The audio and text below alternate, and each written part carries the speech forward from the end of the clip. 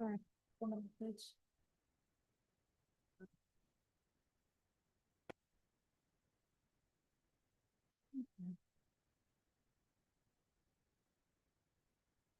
We're good?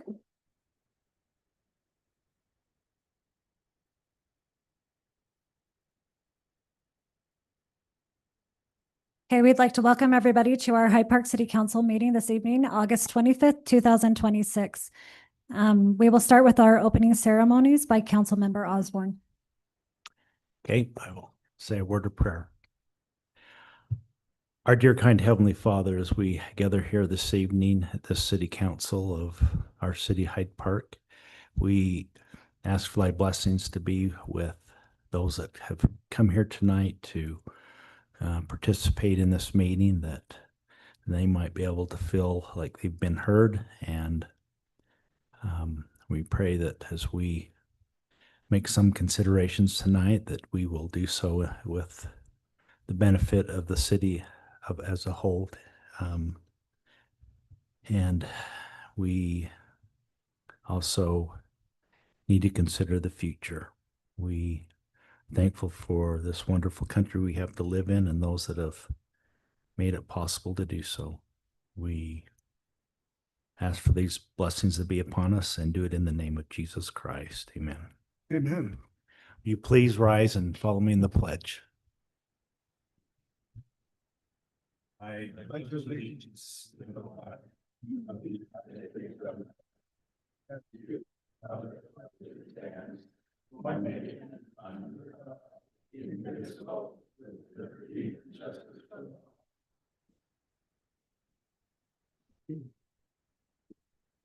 Thank you, Councilmember Osborne.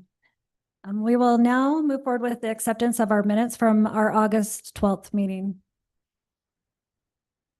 Does anyone have any input? We'll start with Dave.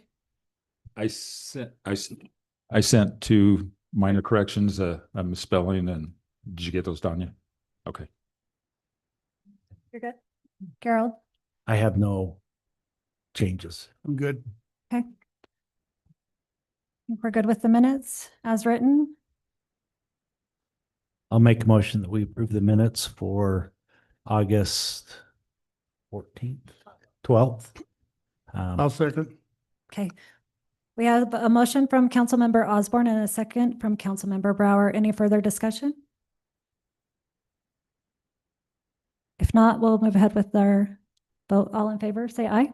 Aye. Aye. Any opposed? Approve the minutes. Now we will move on to the approval of our agenda. Any questions or concerns with the agenda as written? I do not.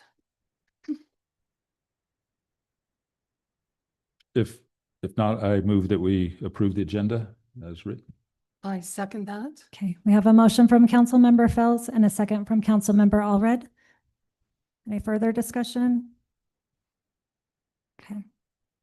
All in favor, say aye. Aye. Aye. Any opposed? All right, we've approved our agenda. Now we'll move on to the citizen input portion of our meeting. Please come to the podium with your questions or comments for the mayor and council. Just a reminder, comments should be limited to not more than 3 minutes. And this is the time and place for any person who wishes to comment on a non-agenda item and items that are relevant to the authority of the city council. Items brought forward to the attention of the city council will be turned over to staff to provide a response outside of our city council meeting. So we'll now open this portion of our citizen input.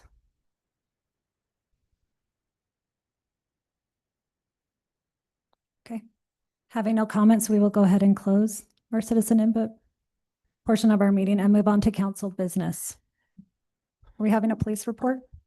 The chief was not planning on being here tonight since it's on a regular council night. I will say that I had a conversation with the chief this morning. It was the first day of school for most of our schools here in town, for most of our students. And there were a few hiccups with the safe route to school with our new middle school. And so the chief and I and the mayor and Councilmember Fells happened to be there too, discussed a way we could potentially reroute the safe route to school to avoid some of the tricky roundabouts and other things where the students were trying to cross this morning. And so we will be trying to reach out to the school to figure out how we can make it safer for the students going to our new schools. And that's pretty much all I've got. Perfect, thank you. Anything for the, I have an item for the police. And that is an update on the deer traps. Okay. I understand that we've only been able to trap one deer so far. It's the end of August. We only have another month left. So obviously what we're doing isn't working. I know 2 traps are located on Mark Ashcroft's property. He is wondering if maybe we should move one of those traps to a different location to see if we could be more successful and take advantage of the time that we do have. He appreciates that one was caught, but I mean, what's today, the 25th? We should have had 25 by now because all the deer bed down right around the trap. He did say that they put in a block, I'm not sure, a wheat block or some kind of grain block into the trap. And he doesn't feel like that is necessary. That's not something that deer go looking for, especially when there's fresh produce all around the farm. So he is also wondering if maybe we could reach out to Nolan Krebs, who has a lot of experience in this, and kind of find out what Nolan did to be successful, because Nolan was successful in getting the deer population under control. But what we're doing isn't working, so we need to figure out something else quickly. Okay, I made some notes. I'll reach out to the chief. okay. Mayor, staff and council reports. Marcus, do you want to start or do you want to start with council? I have nothing that needs to be discussed here. Okay. I don't have anything either. Anyone else? Yeah, I can handle that outside of this. Okay, I did have a citizen reach out to me concerning this new speed limit on 250 East. I think that turns into 800 East. And he was frustrated that nothing was ever said about changing that speed limit to alert people or input for it. He feels like it's a major road and arterial road made to get people places faster. And so now we slowed it down to 25 miles an hour where, you know, it hooks up to North Logan, which is 30. It hooks up to 600 South, which is 30. And he also was concerned, well, his first comment was, is this a speed trap to make money? Because the cops have been out there just pulling everybody over. So, and he also made the comment of, you guys don't have to live with it. So he uses this road all the time and says that 25 is way too slow. So that's input for us. okay. Thank you, everyone. We'll take all of that into consideration. We'll now move on. Are we going to do some information prior to our public hearing? Are we starting with Schreiber? Yes. Okay, we'd like to invite Schreiber to come and share with us. Yeah, so Jay Johnson, appreciate the time, council, to come share a few thoughts. Wanted to introduce Schreiber Foods to the council meeting tonight, and open it up for, you know, I was able to meet with David Fowles earlier, get into some conversation tonight around this development agreement. So appreciate the time. Appreciate you letting us, you know, come and share a few things, but wanted to make you aware of Schreiber Foods and who we are and the role we play in the community, a little bit about our organization. So we have a few pieces of information here, if you can continue through, Marcus. So wanted to share a few things. So Schreiber Foods started in 1945. Today we have over 10,000 employees around the world. We refer to each other as partners because our employees, our owners of the business, were one of the largest ESOPs in the United States. And that means all of our individual employees of our operation are owners of the business. And we think that sets us apart. We have more than 40 locations worldwide, shipping products really around the world. And we have 30 manufacturing facilities where we're producing these products around the globe. Continue on. So our locations in the United States, you can see from this map, would just highlight the ones in the US, Wisconsin, Bentonville, Arkansas, Carthage, Missouri, Clinton, Missouri, Grand Rapids, Michigan, Green Bay, Wisconsin, Logan, Utah, Monette, Missouri, Mount Vernon, Richland Center in Wisconsin, Shippensburg in Pennsylvania, Smithfield here in Utah, Stephenville, Texas, Tempe, Arizona, and West Bend, Wisconsin. So wide variety of facilities that we have really across the country, but a large presence here in Cache. And we're proud of that role we play here in the community. But you can see some of the other locations that we have really around the world, heavy presence in Europe, South America, etc. So who are we? The products we produce are processed cheese, natural cheese, cream cheese, yogurt, and beverages. So in each of these categories, you know, when you think processed cheese, think of cheeseburgers. We cover approximately 90% of the cheeseburgers in the country. So if you eat a cheeseburger, it's probably Schreiber. Natural cheese, think of the chunks that you might buy or the shreds that you might buy. Cream cheese, you know, from bagel shops, retail establishments, etc. Yogurt, we're one of the world's largest producers of yogurt and operate some of the largest yogurt facilities in the world in our Spain facilities. In beverages, we produce aseptic beverages, so think broth or milk, protein shakes, those kinds of beverages there. Our vision as an organization is to do good through food. And this is a tagline that's very near and dear to us. You know, we understand that many of the ways that you show love to your family, show love to people around you is through food, right? If it's your birthday, what's your favorite thing to eat? And we understand the role that food also plays in nurturing the planet. You know, we are proud to be a part of the dairy industry, you know, that supports dairy farmers. But milk is a great nutritious product that satisfies a lot of the nutrient needs that you need. It's very dense in nutrition. The things that are important to us, as you see here, are people, our food, our earth, and our community. So we take care of each other in our operation. We behave like a family in our plants. Our food is important. We know that food safety is critical, right? We as consumers understand that we expect food to be food safe when we consume it. We believe in taking care of our earth. So being responsible to our planet, you know, being good stewards of the resources that we demand for our operations.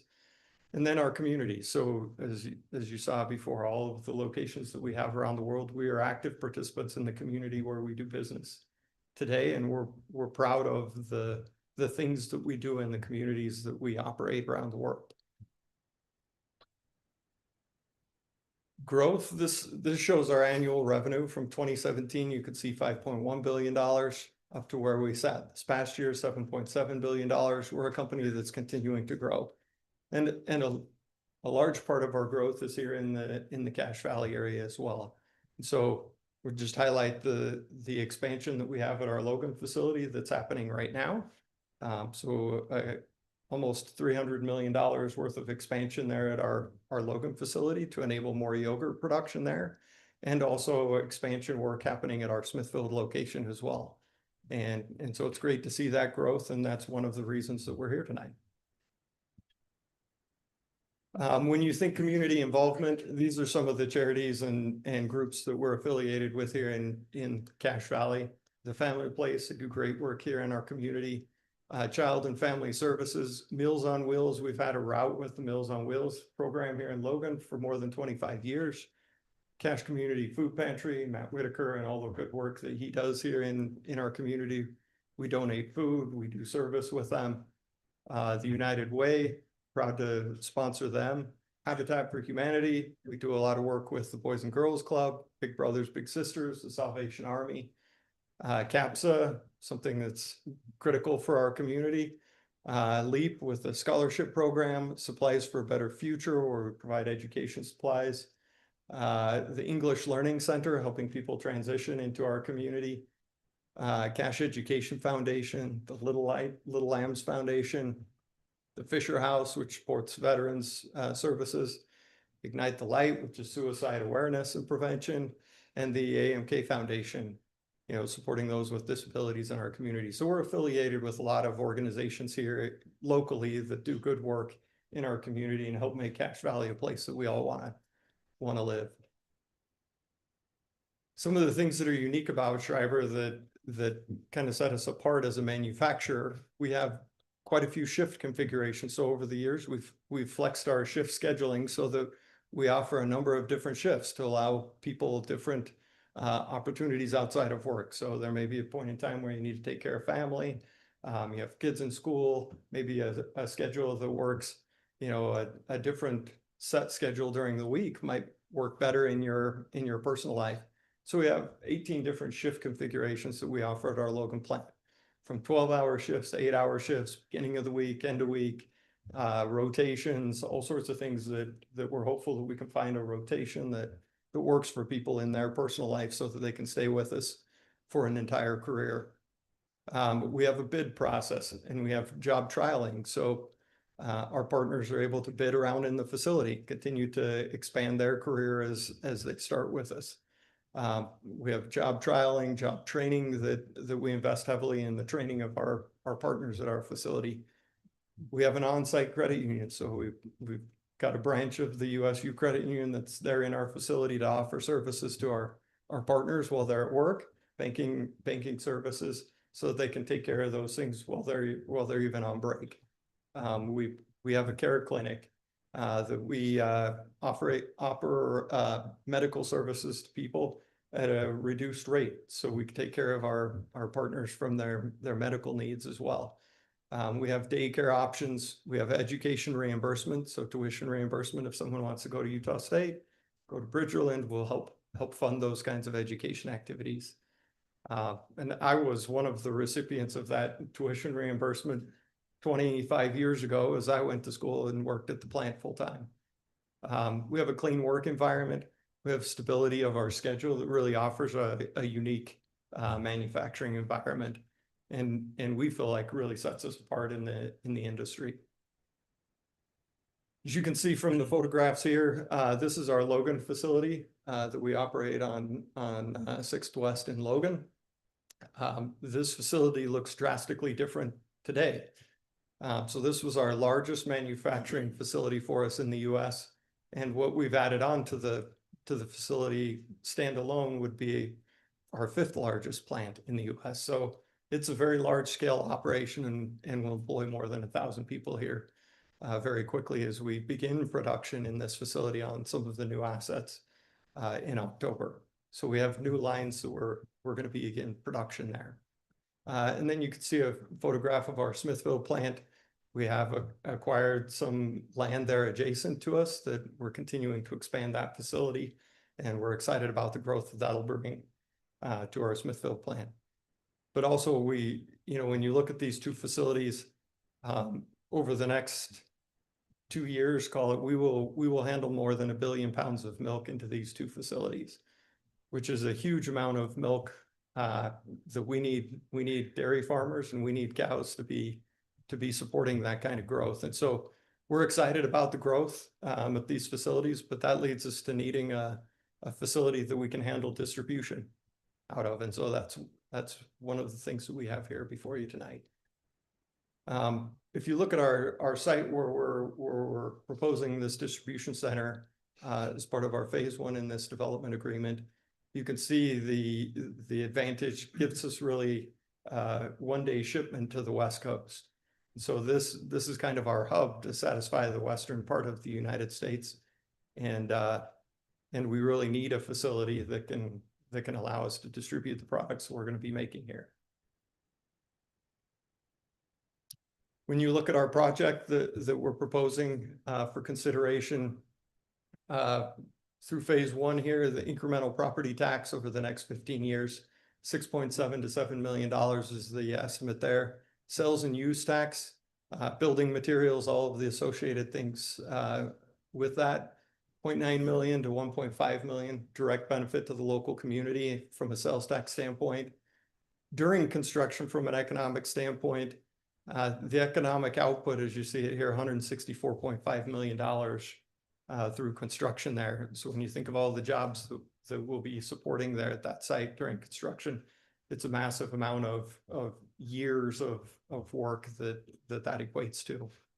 And then ongoing, as we look at this facility, as we operate this into the future, the recurring impact here, you see 125 to 145, but the direct jobs at the facility will be somewhere between 75 and 85 new positions that we'll add to this facility at an average wage of $70,000.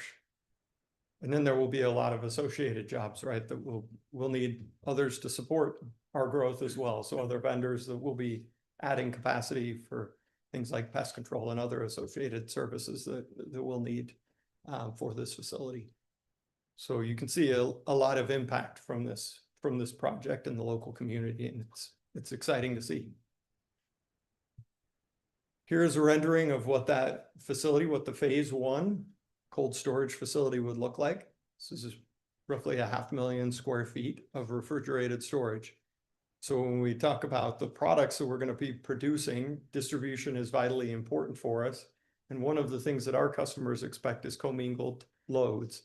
So a truckload coming to their distribution that might have a variety of products, some processed cheese, some yogurt, some cream cheese, all consolidated in that. And so when you think of all of that distribution of the products that we're going to be producing out of our Logan plant and out of our Smithfield location, you can see how important the distribution center becomes for us. And that's why the scale of this becomes very important to us as well.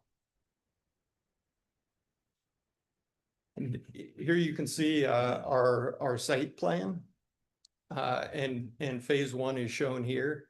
You know, one of the things that you see is this roadway that goes around this facility, and this has been a topic of discussion throughout the last year as we've worked on this development agreement. But as you look at phase 1, the proposal, as you guys see it before you, is the road there on the south of that we would have a partial road there. The airport, of course, is on the left-hand side of that layout. You have temporary parking that we have kind of there in the center. And this facility for phase 1, which is 500,000 square feet of refrigerated storage for us. I think Michael, if you want to share some thoughts about this. That was great. Thank you.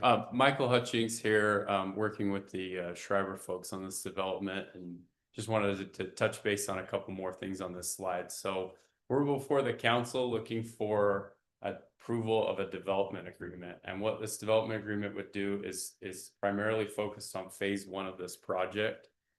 And we want to take what you're seeing on your screen right there for phase 1 and put it down into a contract that is binding on both Schreiber and the city, so that we all have assurances of what's going to happen on this site.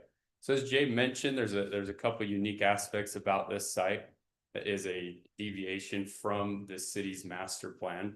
One of those being the 10th West Road that we are looping to the east there. The master plan calls for that road to bisect the property, running north and south. And the purpose and why this has been such a topic of discussion over the last year, when we've been working with city staff and taking planning commission feedback on this, is that the Schreiber plan for this property is for these future phases to be developed in similar manner to phase 1 here.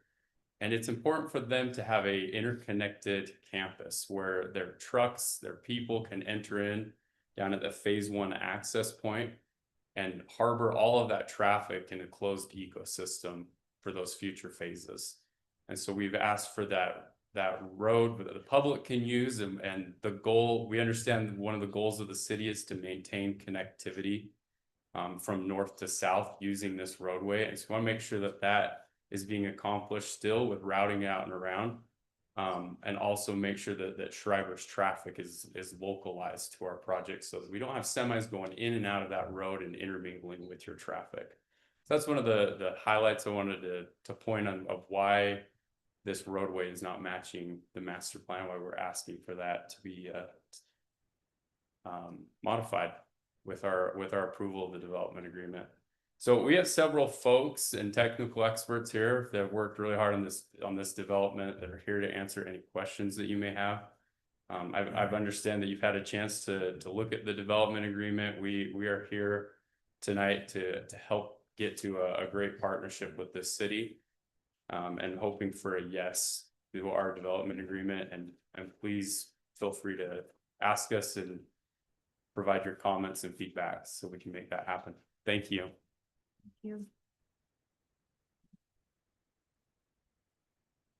Thank you, Jay and Michael. We'll turn some time over to Marcus now. You got it. Give me 1 second.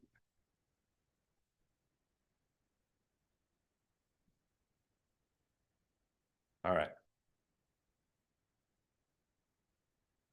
Thank you to the team from Schreiber Foods. As they mentioned, this has been in the works for a long time. I gave a version of this presentation at the Planning Commission meeting last week, so I'm going to breeze through it pretty quickly here. But this is essentially, from city staff perspective, what has happened up to this point in negotiating this deal with Schreiber Foods. So this really started back in February of 2025. Mayor Cox at the time was very excited about this agreement and the possibility of having Schreiber as a partner, and he kind of kicked this project off.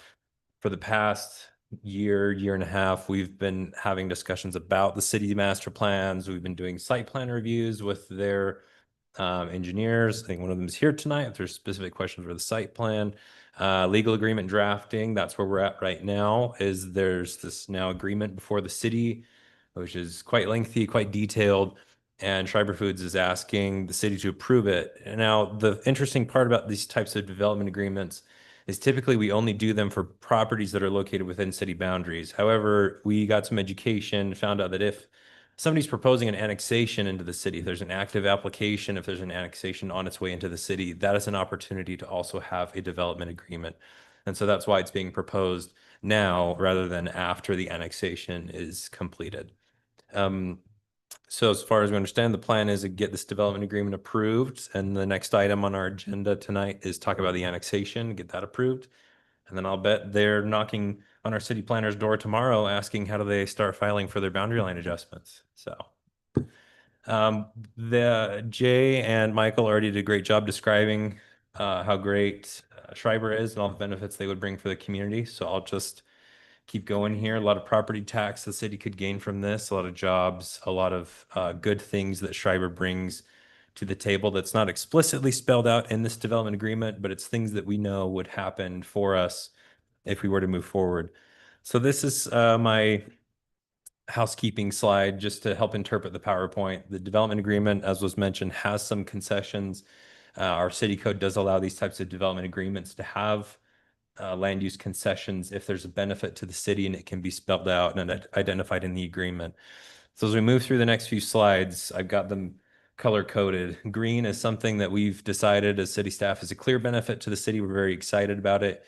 Yellow is something that we feel like is good, but again, it's something that we need the city council and planning commission to also agree that it's a good thing. So that's why it's a topic for discussion.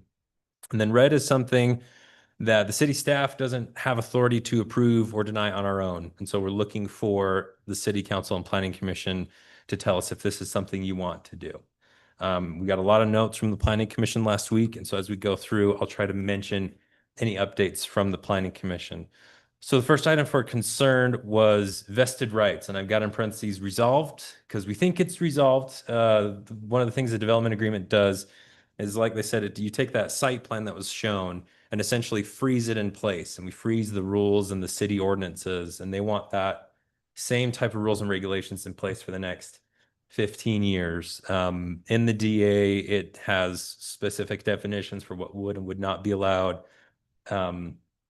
And again, they want it to last for 15 years. And so the question that we had for the planning commission to consider and for the council is, are you all right with that? The city's changed a lot in 15 years. As you can see from this, we've grown by 2,000 residents in the last 15 years. We're looking to double our population probably in the next 5 to 10. So a lot's going to change. And the planning commission heard this and said, you know, if we could get some kind of exhibit showing the city code and showing what rules we're freezing, they would be much more comfortable with that. And so I did have a meeting with Schreiber Foods last week, and they agreed that would be appropriate. And so they are adding that exhibit to the development agreement. The next item was public infrastructure provisions. Previously, this was a benefit, but some of the planning commissioners pointed out that this was maybe not as much a benefit as it was just something to note. So Shriver did agree. This was for me, it was a benefit. I thought this was a great thing for the city. Shriver did agree to develop any and all infrastructure that their project would need for the future. That's a pretty big deal for us because what we were nervous about as city staff is them coming in and, developing something and saying, we need you to double your water capacity as a city. And then I have to sit there and say, we don't have millions of dollars to build a new water tank. We can't do that for you. And they said, well, if we're going to bring that kind of need to the city's infrastructure, we're willing to pitch in and do what's required for our side. And so that was a really awesome thing for us. The big caveat there is if they do what's required for the site, but the city wants them to go beyond that, we would need to pitch in and cover the difference of those costs. And that's already something that's identified in state code. So yeah, that one's not recommending a change. It just went from benefit to review after some planning commission comments there. The next benefit is the stormwater and drainage. Schreiber Foods notes that with the road configuration curving and kind of doing some interesting things down there, that there's going to be some weird parcels of land that get created. And they're willing to work with the city to create some regional stormwater detention basins. The specifics of that is to be determined at a future date with their application. The planning commission did note they were very nervous about who would maintain those ponds in the future. They didn't want the city to get saddled with a burden of maintenance when really all developments that come to the city are responsible for taking care of their own infrastructure. And so they just didn't want the city to be stuck with a burden that normally goes to the development. And so in the discussions with Schreiber Foods, they agreed to add a section to the development agreement to say that we would have to have a maintenance agreement for any potentially shared infrastructure so that we would know very clearly who's responsible for taking care of what. And so we feel like that resolved the planning commission's concern. The next item for review is the 600 South roadway or 3100 North for those more familiar with the county addressing. This one is simply for discussion because they're requesting to be able to build the road as a smaller cross section than normal. And the reason because it dead ends at the airport. And so there's nowhere to go. The airport's not moving anytime soon as far as we know. And so the request is to be able to dead end and build a more narrow road because the only people accessing this is going to be Schreiber Foods and whatever happens on the North Logan side. And so we as city staff have approved that concept and it's shown that way on their site plan. Here's more information related to that cross section. This is an agreement, an exhibit in the agreement that identifies how that half road will be built. And I know that they have been in discussions with North Logan City to discuss how the other half of the road will be constructed and built out. All right, moving right along. The next item of concern that was already kind of covered is the 1000 West roadway. And there's a few things that I just want to note, and I know that we'll have some more discussions with this after we have the public hearing. So the developer is planning to build out their half of 1000 West up to where the existing half road ends, and that's marked as phase 1 on the phasing plan. And they're not planning on building any more of the road moving forward, because as they mentioned, they're not planning on accessing the site anywhere else further north. They want all their access points to be at that location on the south end. And so what they've agreed to do is dedicate right of way for the road through the rest of the project up through phase 2 and phase 3. We love extra right of way. That's always a positive when we're doing these projects because it sets us up to have construction of these roads in the future when we're ready for it. But the big problem that we have as city staff is we are advocates of the city's plans, right? We make these plans and say this is how we want to grow. And so we have the responsibility to point out to the city council that requesting a deviation from the city plan. And the curve deviates from the city plan, but it also cuts off 900 West, which was another road that we had planned in our master plan. I do have a correction. At the planning commission meeting, I said that there would be a cul-de-sac at the end. That is not accurate. The most current site plan kind of leaves that to be determined. They're leaving that up to our discussions as we move forward and figure out these stormwater ponds and a few other things. It doesn't have to be cul-de-sac. It's open for the city to figure out how we can make the best situation down in this area. So continuing on, this is a good thing and it could be a bad thing for the city depending on how you look at it. So 1000 West is a regionally significant road like Wolfpack Way. And so that means it's eligible for grants from the county to do large construction projects. The CMPO, or the Cache Metropolitan Planning Organization, is one of the organizations that gives out these grants. And we do have confirmation from their staff that they'd be willing to approve the reroute. In their words, they're more concerned with having the connection than having it be perfectly straight. And so that's awesome. We have confirmation that we could apply for these grants, even if we shifted the road.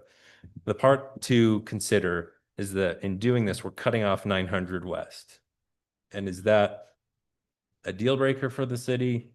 I don't know. There's a lot of connectivity happening in the area. But again, we as city staff just have to point out it's a deviation from the plan. 800 West is the Wolfpack Way of the other side of the highway, as we like to call it. It's probably the most prominent road that goes through the area. And so I do want to note that that is not being affected by this plan. Okay, sorry, I'm going really fast because I don't want to take a ton of time and we'll have plenty of time to talk after the public hearing. All right, another concern that was brought up at the Planning Commission is in section 10, they talk about successors and assigns. And I marked this one as resolved. There was a big concern about this agreement. We wanted to make it with Schreiber Foods, right? Schreiber Foods has proven in their partnership with Logan City that their business is that wants to be part of the community. They want to contribute. And we want that for our relationship with Hyde Park City. And so one of the stipulations we want to built into this agreement is if something were to happen and they had to sell off a portion of the project in the future, then we didn't want this agreement to be with another party. We wanted to have a chance to cut it off and start fresh with a different party. And so I'm happy to report that I was reminded by our friends from Schreiber Foods, they already had something in there to give us that opportunity, but we just had it clarified. And so there is a rescission clause in the development agreement. Essentially, if they sell it to a non-Schreiber entity, the city can cut off that agreement.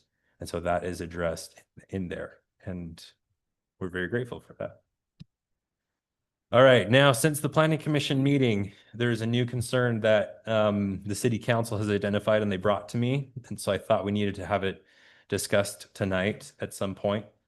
Really, it's a concern with the 1000 West Road again, but it's all about timing and how the road's going to be built.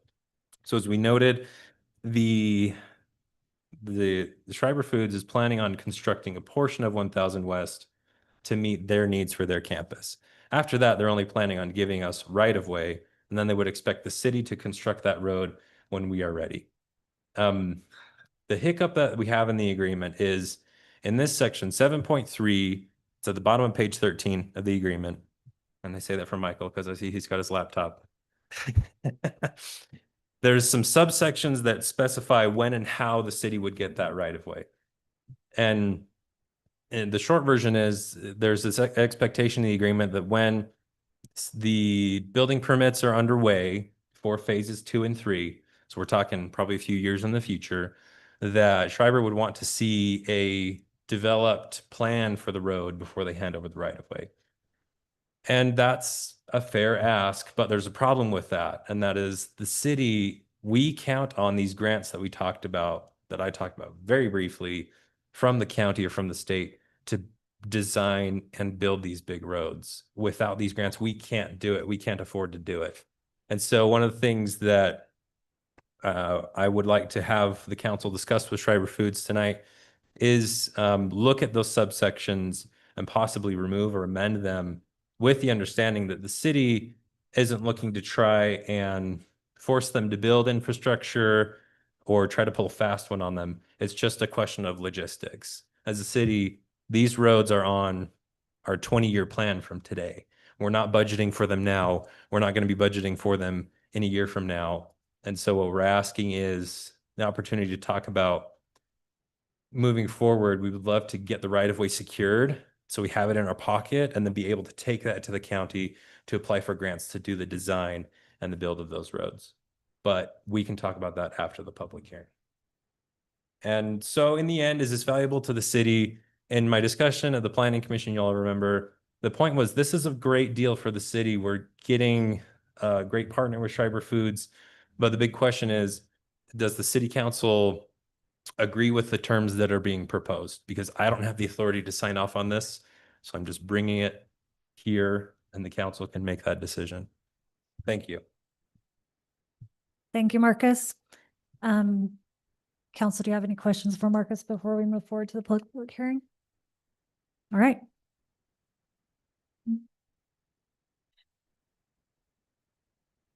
Then at this time, we will open up our public hearing for the development agreement between Schreiber Foods and Hyde Park City on parcel 040290000005 and continuous James family parcels. Just a reminder, you'll have 3 minutes to address your comments or concerns to the council, and we invite you to come up to the podium at this time.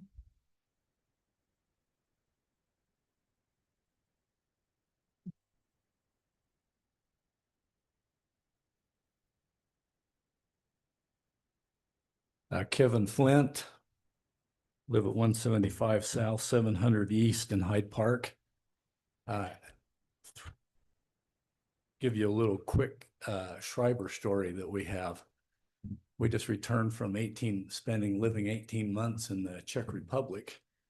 And oftentimes we had to go to meetings in Prague. And there was a Schreiber factory in Benešov, Czech Republic.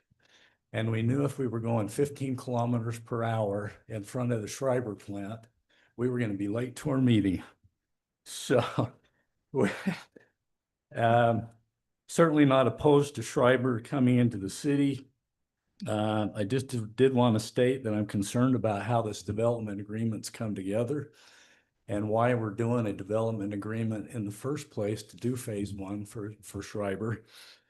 We have ordinances in place to protect the interests of the city and its citizens. And from what I understand, phase 1 could very well be built under regular ordinance and not under a development agreement. So with that being said, I would just encourage you as a council to consider, what we're giving up as a city in order to bring Schreiber in and really take a good look at what benefits we're going to get. I know that we've been told there's going to be increased tax revenue. That tax revenue doesn't always all come back to the city. The school district will take a bunch of it. We've been told it'll have 75 to 85 jobs for residents. There's a good possibility that those employees do not live in Hyde Park. They'll come from other parts of the county. I have another concern that it's a 15-year deal. We don't want, you don't want to be the council and in 5 years, another council's taking a look at something on these roads and they're going, what on earth were they thinking? So take a good look at the road situation, the term, the time. We're giving up some concessions there, and I find, in my mind, I think these development agreements sometimes are runarounds, are regular ordinances and codes that are in place there to protect the citizens. And whenever we get into development agreements, all of a sudden we have people involved that aren't even citizens of the community that are making decisions and making suggestions, but they don't have to sit here in town and listen to them and watch what the result is. So just take a good look at that and see, do the benefits really outweigh, what we're giving up? Thank you. Thank you.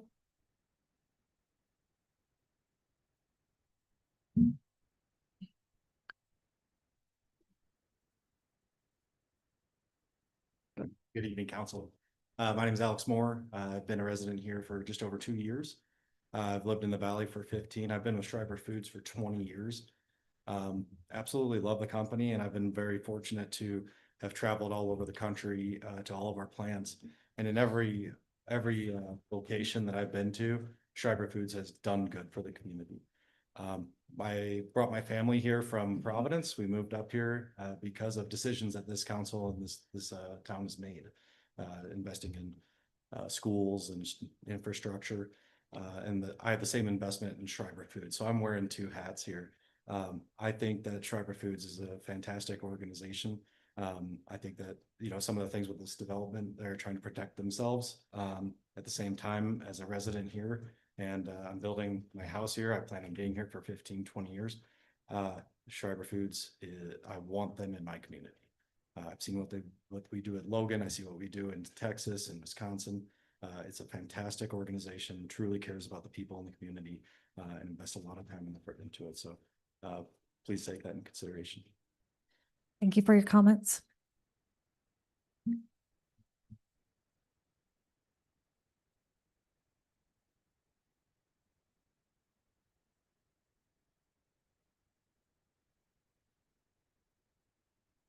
My name is Kelly Harmon, 132 South 950 East in Hyde Park. I've been here 2 years as a resident, been building here in Hyde Park for many, many years. We've done a lot of the large warehouses out in this vicinity. Couple of questions, I don't know that there's answers, but whether North Logan has been, the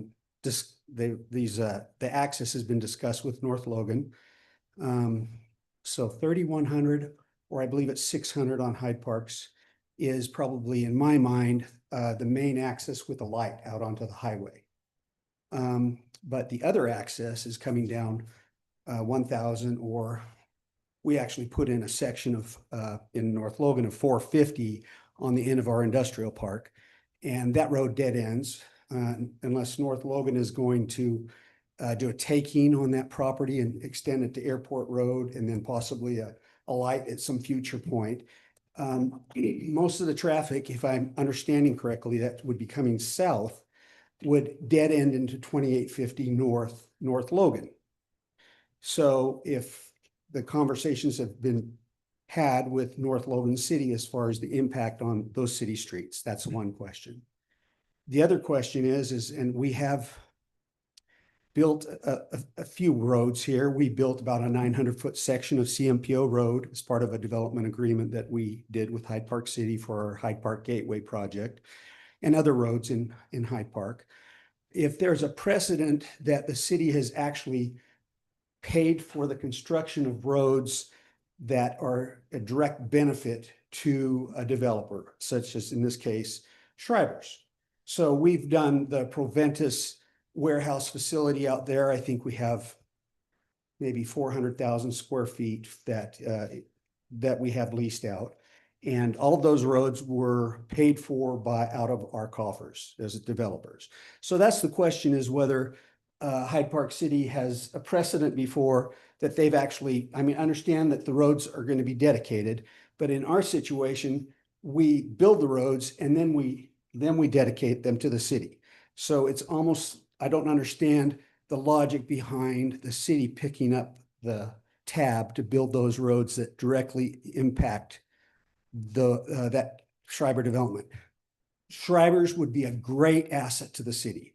We love the idea of Schreiber's being here in the city, but we like to think that the playing field is somewhat even, knowing that there's always variations in things.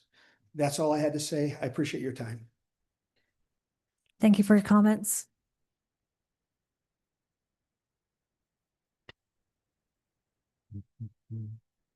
So good evening. I wanted to just take a minute. My name is Mark James. I don't live in your community now, but I grew up in this community. In fact, I think I've spent 1,000 hours in this location playing basketball in the old Civic Center when I was a kid. We grew up at 493 East, 200 South, at a time when my parents' house was probably the easternmost house on the edge of town. Not the case anymore. I, along with my sister, are the co-trustees of my parents' trust and my mom's trust that owns this property. For many, many years, we've grazed cattle on that property. And so I hope everyone understands where the property is at. It's bounded on the west by the railroad tracks. And so when people talk about dead ending into the airport, you actually dead end into the railroad tracks before you dead end on the other side into the railroad, into the airport, I'm sorry. We wondered for a long time when my parents were getting elderly, what we would do with this property. We knew, although part of the family are still involved in the ranching business, we knew we'd have to sell this property in order to settle my parents' estate. Well, I wasn't always real happy about that because I'm part of the family who is involved in the ranching business. And we used, again, this pasture was indispensable to us. It leaves us candidly a little bit on wondering what we're going to do, but we'll figure that out. We know this needs to be done. We were pleasantly surprised when we were approached by Schreiber because we wondered if we were to develop this property in small sections, what that would look like ultimately and how long that would take. I recognize that there's a concern that gets raised about 15 years and how long that seems. I don't know if you read my email that I sent to all of you, but candidly, if Schreiber's doesn't get a development agreement, and development agreements aren't uncommon, they're very, very common. I've dealt with development agreements all over the state many times. It's just the ability that people need to know what they're dealing with over the long run. And I've wondered if we don't get a development agreement done here, are you going to be dealing with multiple development agreements with smaller businesses trying to develop these pastures and things over time? It'll take a long time. I will tell you personally that from the day we started to engage with Schreiber through the present, and that's been almost 2 years now, they have been absolutely, at least as far as I know, transparent. They've been good to work with. They've returned our calls promptly if they were unavailable. I find it intriguing, and I don't know why, but there's a connection that I appreciate with Schreiber, that the CEO of Schreiber grew up in Bloomington, Idaho, up by Bear Lake, of all places. That the president of Schreiber USA is from Hyde Park. His brother still lives here in Hyde Park. The point I make is we would urge the city council to approve the development agreement. I think there are many, I haven't done a deep dive into the development agreement because that's really not our issue. That's the Schreiber Hyde Park issue, and I recognize that. But at the same time, I think there are enormous benefits that is going to come to Hyde Park. I'm proud to be from Hyde Park. I still feel a strong connection to this community. And I think Schreiber is a wonderful opportunity, particularly when you go down to the location where Schreiber will be located. And so my request and encouragement is that you approve the development agreement. Thank you for your comments.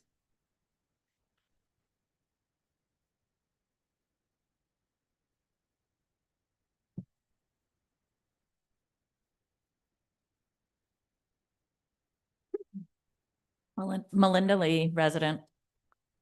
The decision before you tonight is not about whether or not Schreiber Foods may build and do business in our city. The land is for sale. The city would annex it. The current industrial zone matches their manufacturing use.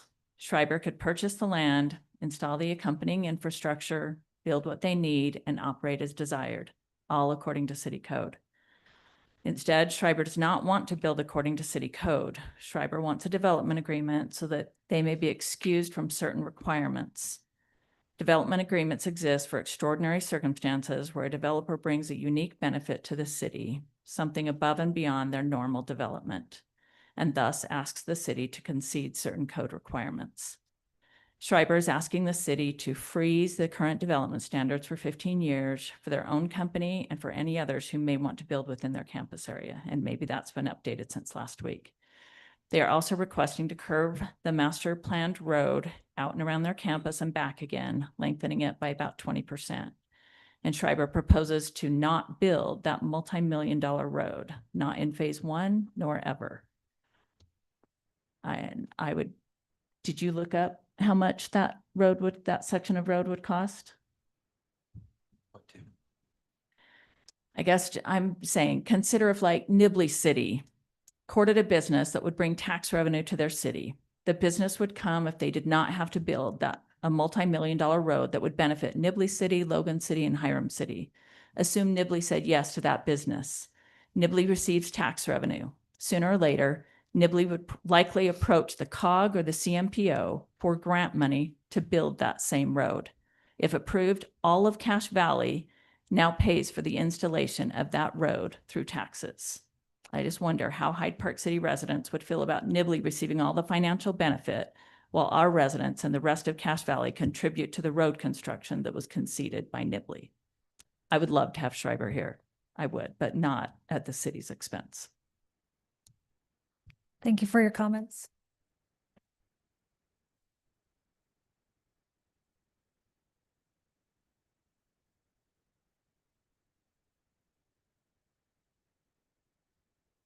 I'm Breger. I live across the street. I like Schreiber Foods. This is nothing against Schreiber Foods. I had two brothers that together put over 60 years for Schreiber Foods. It's a great company. What I see when I sit back here week after week is developers coming in here and bartering over our master plans, our ordinances, our impact fees.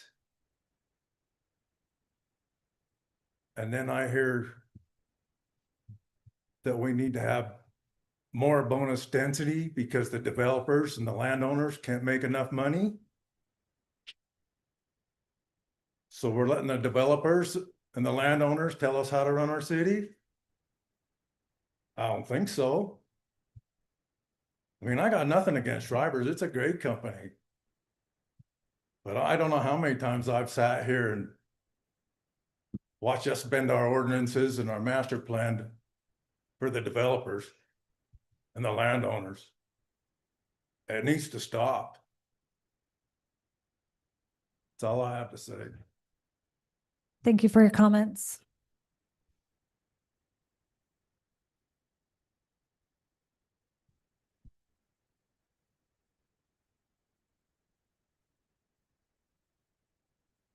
Are there any further comments for the public hearing? Okay, then at this time, we will close our public hearing.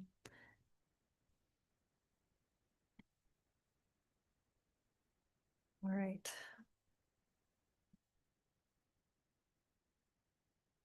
Now we will open up for discussion amongst the council. One thing I'd like, I guess Schreiber's has all kinds of experts here tonight. Is that right? So do you have your traffic expert here about that you could tell us about traffic flow, maybe how many trucks are going to be coming in and out of there, where they're going to exit and come in out and stuff like that?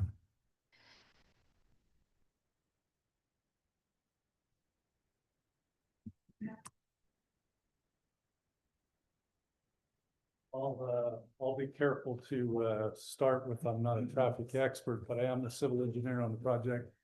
And I did lead the team of experts who did the study that it's in draft form right now. So I can tell you that the traffic leaving from a truck perspective is all coming in and out of the facility, excuse me, at one location. And that is directly across from an existing access onto 10th West. So we've lined that up so that there wouldn't be any, offset intersection or driveways. And all of that truck traffic will enter and exit at that point. Where that is, and I don't know, Marks, we got a site plan somewhere. I probably should have had something like that so that you could see it, but okay. It is yeah, it shows up pretty good there on that. If you want to zoom in on that driveway, Marcus. It's in the PowerPoint. Oh, okay. That might be as good as it's gonna get. Yeah, maybe you can just point it out, right? So The 600 south or the 1000? well, the one for the trucks, we'll talk about the trucks first. That's probably the more significant one. That's the So, 1000, right? Yeah, that is currently lining up. That's designed to line up with the one across the street that exists today into those developments to the east. And so in our study, and again, not a traffic expert, but the folks that did it and did the study and did the traffic counts and projections and everything, the vast majority of the truck traffic coming out of this facility is projected to turn south out of that down to 3100 or 6 south.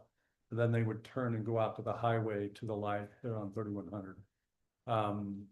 There's not too many trucks projected to go north on that 10th West Road. And I apologize, I don't have all those numbers, but they are in the study. They'll be, you know, given to the city.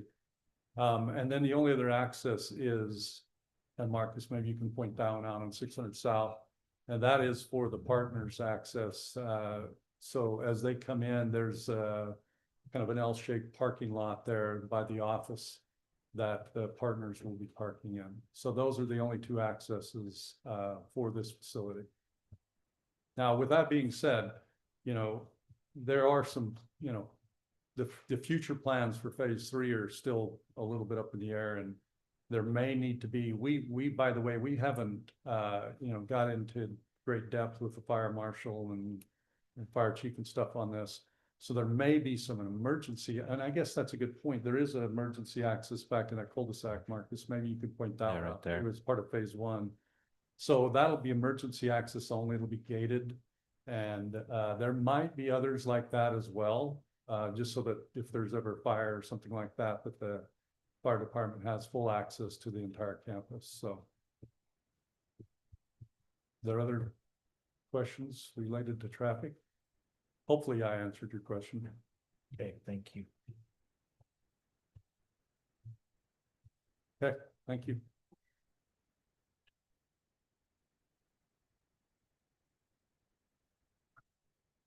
So the road has been a sticking point for me, because if you build according to our master plan, it would go through your campus and you would be responsible for the cost of the road.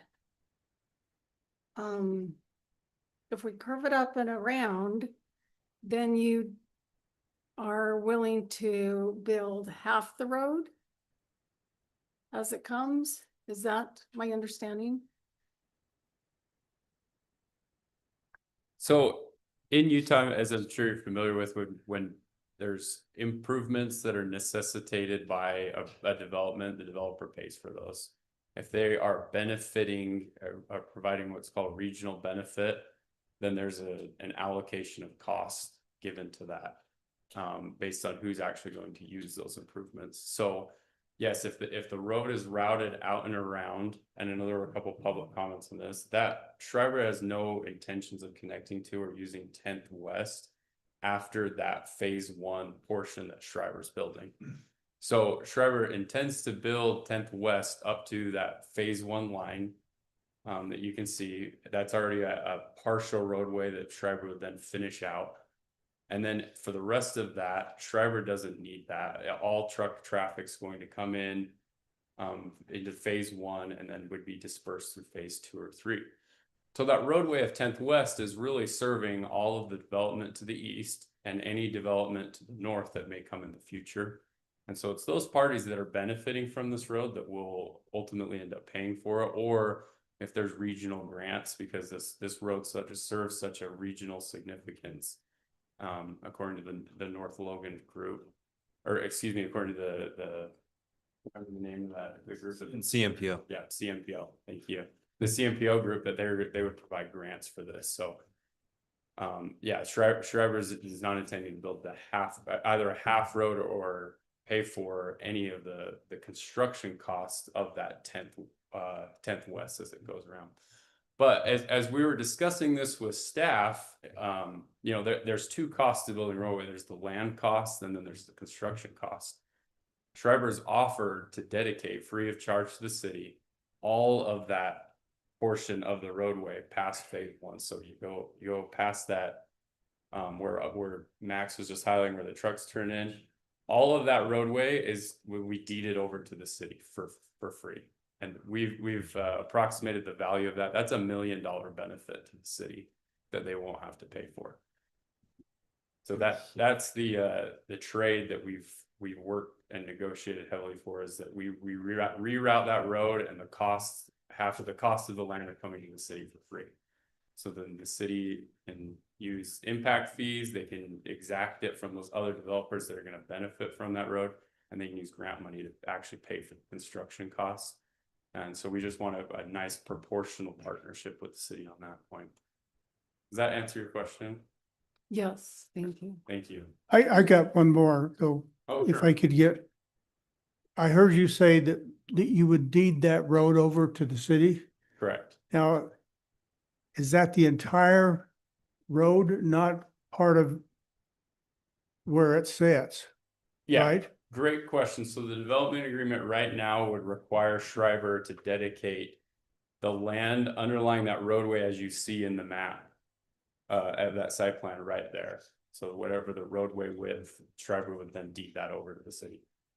So you got So how- full width, according to our master plan, all the way up until about here, and then they're proposing that it would be about half to share along that property line. That's something that the city's done in the past, and then back to full right-of-way section to connect back up here with the future 1,000. So most of it's full, but there's a section where it goes down to half. So what, so I can't believe that if that road is constructed and it connects into Smithfield through the West Fields, that you guys would not use that road for your trucks. No, it's a really great point. So there, like Max said, most of the traffic, the vast majority of the traffic to this site is heading south. Products come in from the south. They're utilize this cold storage facility. Their trucks are reloaded. Everything heads south. There's a few vehicles that may head north on there. And so really when it comes to land use law of who's going to pay for infrastructure, there's a proportionality element of it. So if it's under Utah law, it's unfair to make a developer pay for an entire massive road construction if they're only using a very small portion of it. If their project necessitates a small portion of that road, which is the case here. So we are fine paying for all those project improvements that we have to put in to make sure our project works and that are going to be necessitated by our traffic. More than happy that we're paying for those. This roadway would just, if it's used by Shriver, it's going to be de minimis use compared to the regional use by everyone else. Okay. The frustrating part, though, is that the city doesn't build roads, developers build roads. And so you're the developer, Yeah, but yeah. you don't want to build the road. It's a great question. Developers do build roads that are associated with their project. And although this road is adjacent to, it's close by our project, it's not a project road. We Except that our- we would prefer that road not to exist at all. I mean, it would be great. It's a state that the roads adjacent to your property will be built by the developer. Yeah, and I know that that's a common way that ordinances are written. That's the way ours is written. Yeah, and that may be the case. There's an overlay of those ordinances with state code and also the federal and state constitutions protect developers from just kind of these blanket requirements that just say, hey, if you show up, we can make you do X, Y, and Z. And that's why I'm bringing up that proportionality of if your project's going to use the road, sure, you pay for it. If it's just adjacent to your road, but you're never going to use it, you have no need for it, your project doesn't necessitate it. You know, we have traffic studies that show all of our traffic's heading south.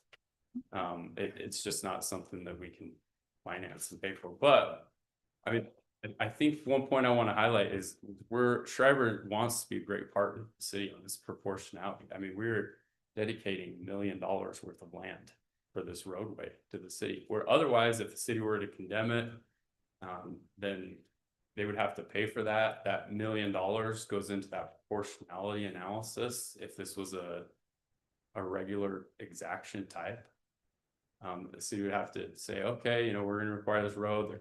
The land's worth $1 million. It costs $1 million to build. You know, Shriver's already given you 50% of the value. That we just want to be a good partner and want to make sure there's connectivity there. Would you be against donating 1.2 million of property for the road?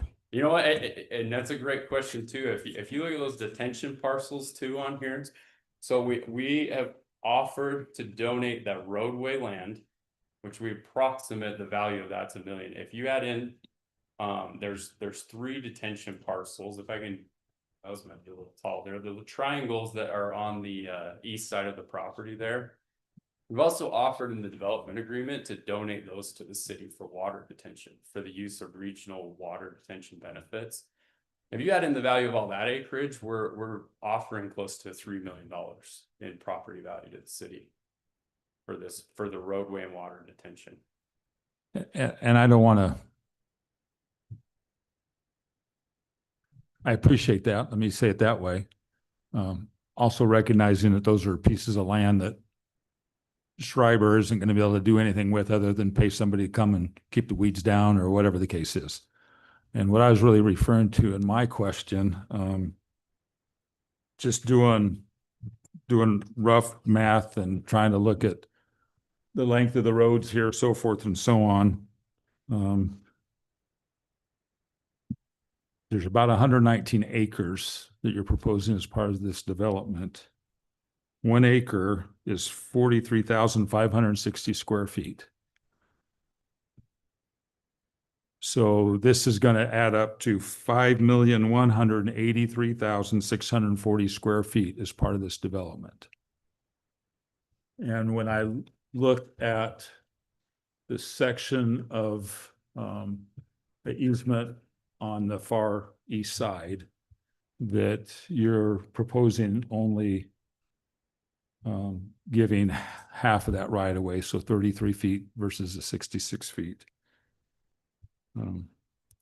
It's about 1,000 feet in length. That's about 33,000 feet that you're not deeding to make it a full width road, which comes out to 0.0063 of the total land as part of this development. A little over 0.5%. You want to be good partners. You've got space, and we don't see it on here, but when we look at what's in the development agreement, it shows, I don't know, a couple hundred feet between the proposed road or the easement that you would give us on the east side and any structure that would be built. It's just going to end up being, again, grass, weeds, whatever. And so if you're willing to give $1 million in easement, the question is, why aren't you willing to give 1.2 million and just dedicate the entire 66-foot right away from north to south? Understood. Thank you for the question. So that phase 2 and 3 are conceptual right now. So one of the things we need to think about is when we go and plan this site, if that road shifts to the west, that may impact those future phases. So I know those we are just not planned out to a level of detail to provide the exact layout without that 10th west. But on top of that, if you look on the site plan here, all of those properties that we're going that half road on are undeveloped land right now. So when that road comes along, those properties are going to benefit immensely from this road. But remember, you're not developing them. That's correct. Yeah. You're not developing them. That's correct. Yeah. You're requiring the city to develop them. No, you don't have to develop those roads. Whoever owns the properties, when they go sell them, now that they have a nice road ready, they're going to benefit immensely. And so that they should dedicate the other half of that road. And that's been a common practice in the Cache Valley for a long time, is to do these, partial roadways on that split parcel so that. But it's only splitting a parcel because that's where you drew the line. That's correct. Yeah. Because you drew the line to split the parcel. We didn't draw the line. We didn't say that road is supposed to go straight north to south, right through the middle of your campus. And I appreciate Jay's time this morning to help me understand the landlocked issue that you have in Logan. That's why we're even here tonight. And not able to go from manufacturing across the road to, the warehouse. I get that. So I have a better understanding why it is that you're approaching this with a development agreement, because you could go ahead with phase 1 and you could have had the warehouse halfway built by now. But with the intent of being, we want to expand, we want to have a campus in there. So I understand the concern there, but we are giving up the city giving up for the entire community, a kind of a road through there, not requiring the developer to have to build a road, curb, gutter, sidewalk like we do everybody else through that. And allowing it to be shifted, but it could have been shifted, 33 feet less to the east than what it is. And yeah, okay, so that's 33 feet less that you can't build a manufacturing plant on, but out of 119 acres, you've got a lot of smart people that could figure out how to probably get the space you needed, and you've still got an enclosed campus. I just see that I don't care that the other people on the east are going to benefit from that. To me, everyone's going to benefit. North, south, and everybody that's ever going to drive that road is going to benefit from it. You aren't. Schreiber's not paying anything other than giving 0.0063% of the land to allow a full right of way on that east side. So convince me otherwise. I mean, it's something we can discuss with our group of shifting that. I go back to the proportionality of the relationship here, that really this 10th West Road's not necessitated at all. Like the fact that we're giving, that Schreiber's willing to give $1 million worth of land to the city is an immense benefit to you all. I think we could argue that in reverse, though, that us changing our master plan and losing 2 roads that are connectivity for our community is an immense benefit to Schreiber. Absolutely. I totally agree. That's the negotiation here and part of this development agreement that we're working out. Right. Is it's a give and take relationship. We want to, we don't come in and just say, oh, 10th West, we don't need it. You're on your own, city. Best of luck to you. Oh, and these detention ponds that are going to benefit everyone else that we are willing to deed over and co-maintain with the city. I hope your other developers worry about those. Like, we want to be a good partner, and so that I totally agree. It's a mutual relationship. You're giving up and rerouting your road, and we're providing some benefit to the city in the form of free land, detention parcels. I think the road is our biggest sticking point we hear it from our community. I think that's been the discussion amongst our council. I think that section 7.3 with the details of the development of the road are a concern.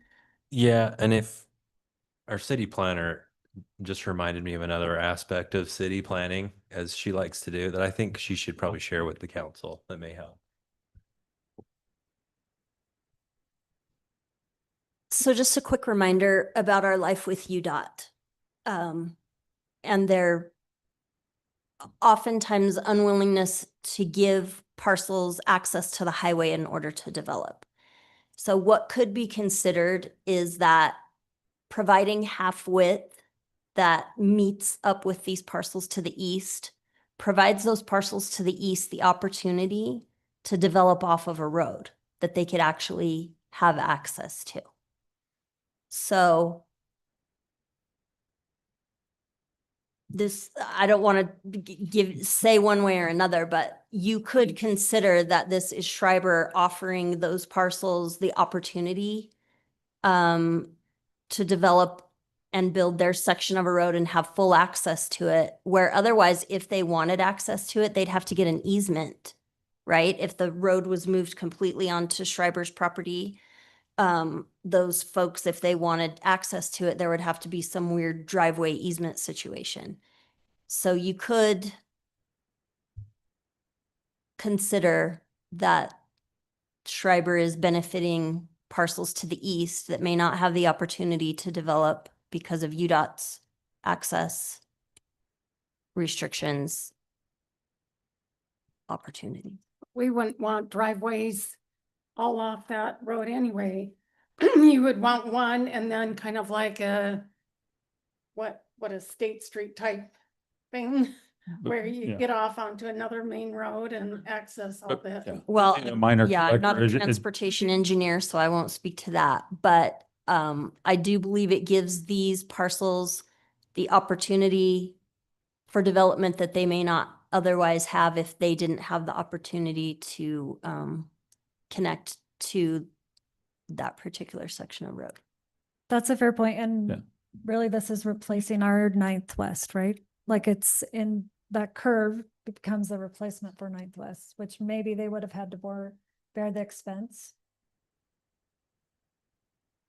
with Right, and development. the Ninth West, if I remember looking, Did it run? that along those it doesn't parcels? go right along the parcel anyway. It was- It's 100% on On this proposed, Both, oh, that's right. They both. on were. these, yeah, they're Okay, both on that's that, correct. so That's that, why I was feeling like. Yeah, that. Yeah. It could be wholly on their land because we're giving up two roads. That's an correct, idea. yeah. And I think what Mikkel says is a fair point. Also, when you look at the county's master transportation plan, this 1,000 West isn't anticipated to be built until 2043 to 2050. So There. my math says we're outside the 15-year investment, which is another question I need to come back to at some point, because later in the document, it says something about this lasting for 20 years. So I just need a clarification on that. But back to this point, I still have the concern with the paragraph 7.3.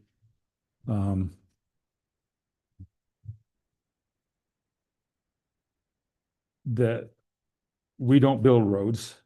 We're not going to build this road. If we agree to this, Schreiber's not going to build the road. The way this gets built, and the only benefit here is that it is it's grant eligible, just like Wolfpack Way.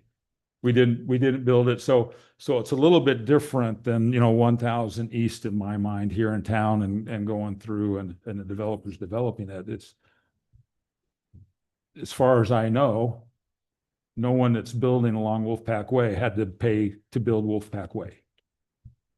Well, they get to build Well, the extra pieces of it. The city went in and got a grant to build the main travel lanes, but the developers have to build a portion of it to They're complete part the of- cross section. which parts do they have to build? Remind me. So on each side, Wolfpack Way that exists today, there's an additional 10 feet of asphalt approximately, curb and gutter. And then on the west side, they would have to build a sidewalk. On the east side, there's an asphalt trail in place Okay, already. right. But Okay. the city did go out and get a grant to do travel lanes that exist now. We got the grant covered the roundabouts, which are super expensive. Okay, yeah. And we did the trail. Okay, thank you for the clarification, Marcus. Yeah.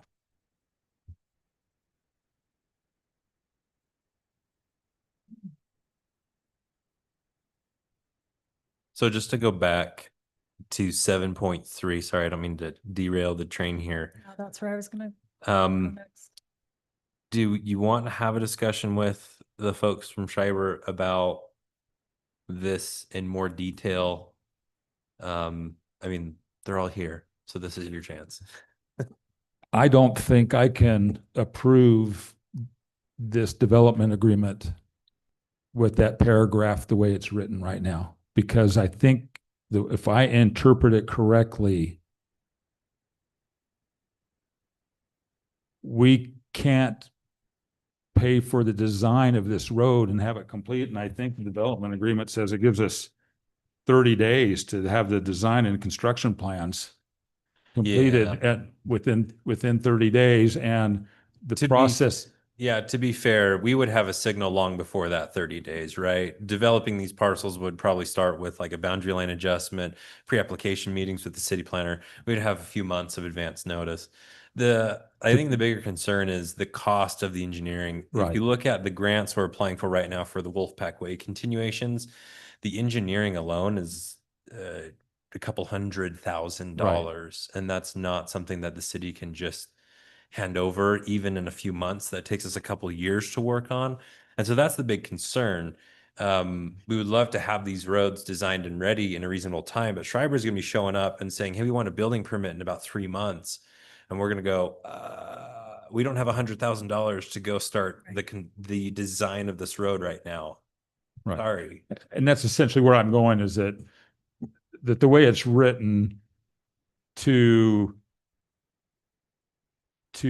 have the city do the design for the phase 2 piece And then who pays for that road? Do we go and get a grant for that couple hundred or thousand feet of phase two, and then at some year to be determined later on when they decide, yeah, okay, we're ready to put a manufacturing plant in, and then we pay for the design on that again, and we go to COG again and say, well, now we need this much. For me, if it's going to be done, it ought to all be done at one time. And I would say when phase three is proposed, because I'm not sure that we need the phase two piece. If if they don't want it, then wait until we know for sure a manufacturing plant is going to go in and this road needs to curve. If something happens to the economy and it's like, oh, stink, we've got all the storage out here, but yeah, we're not going to be building a manufacturing plant for who knows how long, and that gets sold, then I'd be like, well, let's go back to our original master transportation plan. They don't need the campus. We go straight. So I just see something that says, hey, when we get phase three underway, we have a conversation, and that's far enough out because we can't just roll into the COG anytime, any place and say, hey, we want millions of dollars. There's a time limit. We have to have that submitted for whatever fiscal years ahead. And so that's the only way this road gets built, because we can't build it. They won't build it. And so it's going to have to be with grants. So that's a huge part of this that's not considered in 7.3 that I have an issue with.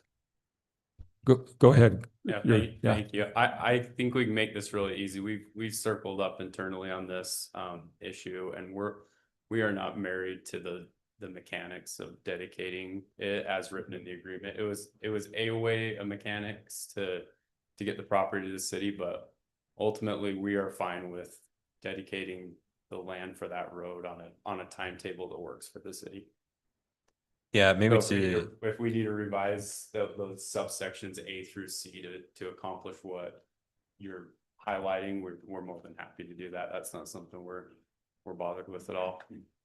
Yeah, to put a finer point on why it's important, typically with these grants, the city, if we show up with right-of-way already dedicated, we get a little bit of priority consideration. If we've been able to get right-of-way from a developer or from private resident as part of an agreement or something, we can get some level of priority scoring, we'll call it, when they give out the grants. And so for us, doing a couple phases isn't super helpful, but if we were to get all the right-of-way in hand, that would look really good when we go for that application to get the money to do the design and to build the road. That would be more helpful for us if we have to go after one of these grants. Got it. If we just have 1 sec, I'll confirm, but I think that works for us. Okay. Well, before we let them go talk about it, are there other points you want them to go talk about? Yeah, we don't need a sidebar on that one. We're totally fine with that mechanics, Mark. Okay. So yeah, Very we good.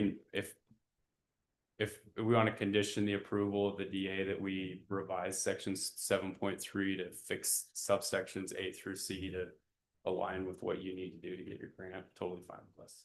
Okay. Well, it's great. Whoever on the council's game to make a motion, write that down. Yeah, please.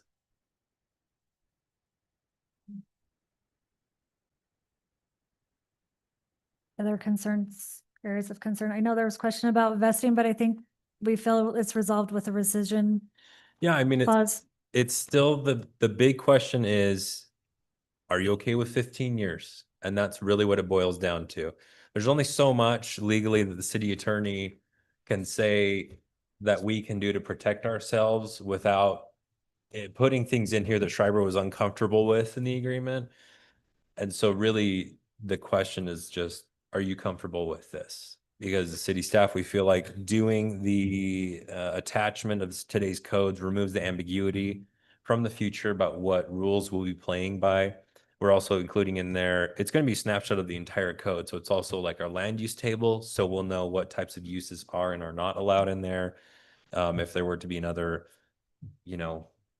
Schreiber affiliate who maybe wasn't related to food production, we could have that list to fall back on to say, well, you don't fall under this list, so we're not excited for you to come, or what, I don't know.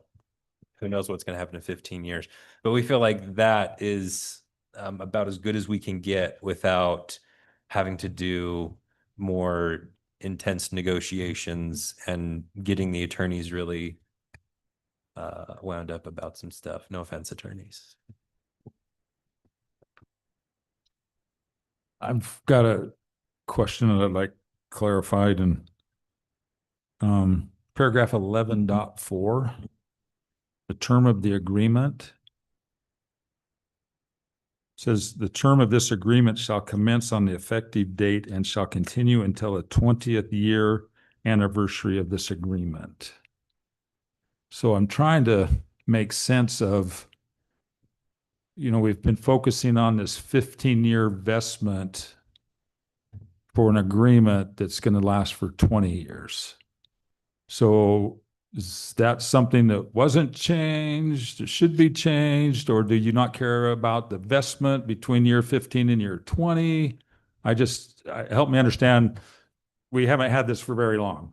Totally fine. You know, a week, and I think it's a different one than we saw last week or that the planning commission saw. So I'm trying to pick through here and figure out what's going on. So help me understand that. Thank you for your question.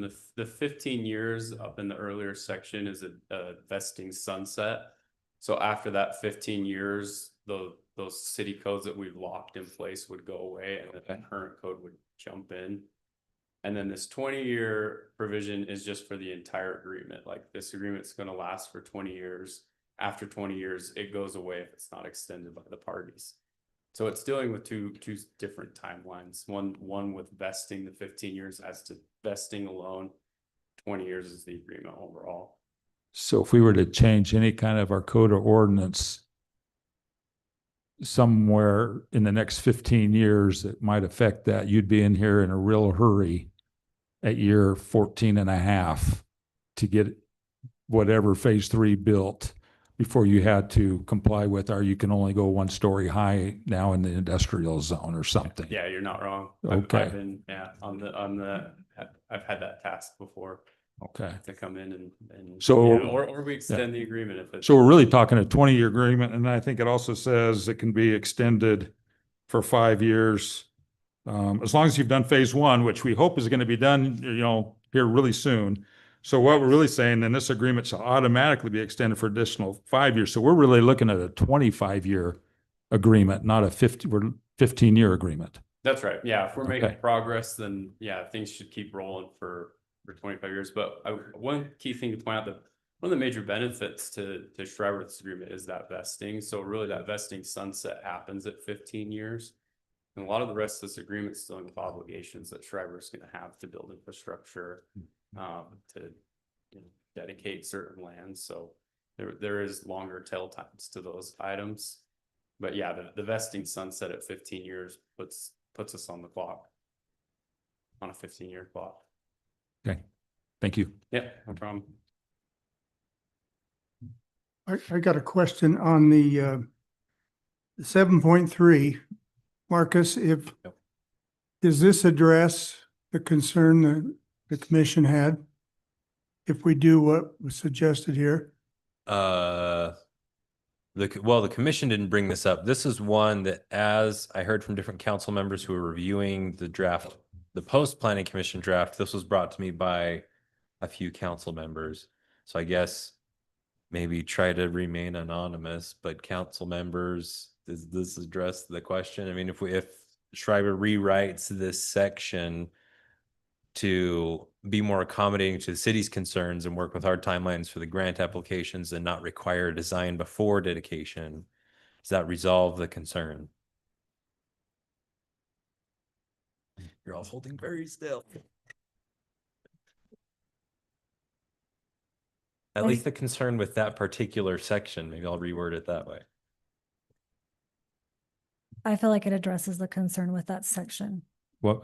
I couldn't hear you. I feel like it addresses the concern with that section the 7.3 with the dedication of the land.